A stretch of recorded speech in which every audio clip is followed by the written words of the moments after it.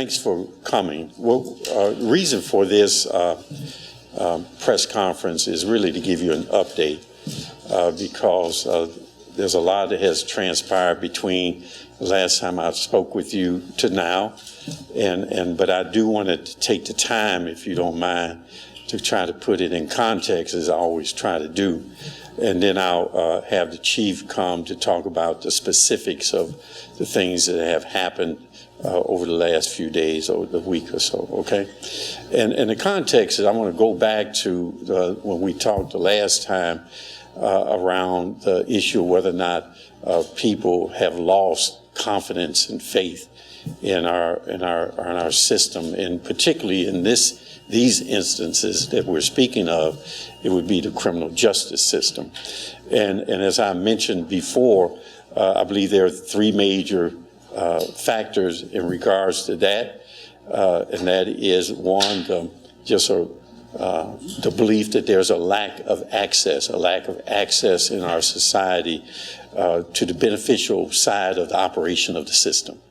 And secondly, there's a legitimate concern and sentiment around the lack of justice and fairness in the system as a whole, but particularly the criminal justice system. And then finally, people just believe that no one cares about their plight or about their condition or situation. And those things, I will continue to say, are underlining factors that are helping to drive a lot of things, not just in Cleveland, but throughout this country. Now, we in Cleveland have attempted to address many of these things in the way that we can, whether it's in a broader sense around community benefits agreement, around wealth and the sharing of wealth, or the opportunity for jobs and all these kinds of things. And in the terms of the criminal justice system, we've worked pretty diligently around training, around review of policies around training, the use of deadly force. We've entered into the consent decree with the Department of Justice that I believe can give us the opportunity to do real, sustainable and substantive kind of reform that we need in order to restore this confidence that people tend to lack, and restore the faith that people no longer have in our system as a whole for the three reasons that I've stated.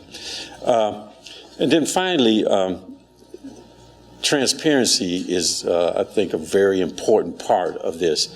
And that is why I continue to have these, whether it's a press conference or media availability, so that we can be transparent to you.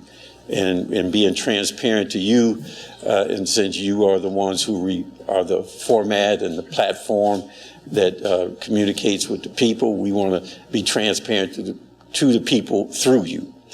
And that helps us in that it helps to bring the clarity that I constantly talk about. One of our greatest enemies in this whole dynamics is going on, again, not just in Cleveland, but across the country, is a lack of clarity and a lot of confusion, and people with great intentions and really wanting to know what are the facts.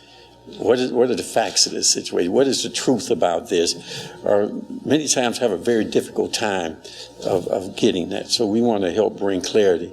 And there's the final part is that we are bringing that clarity not only through you, and bringing that transparency not only through you, but we're going directly to the people.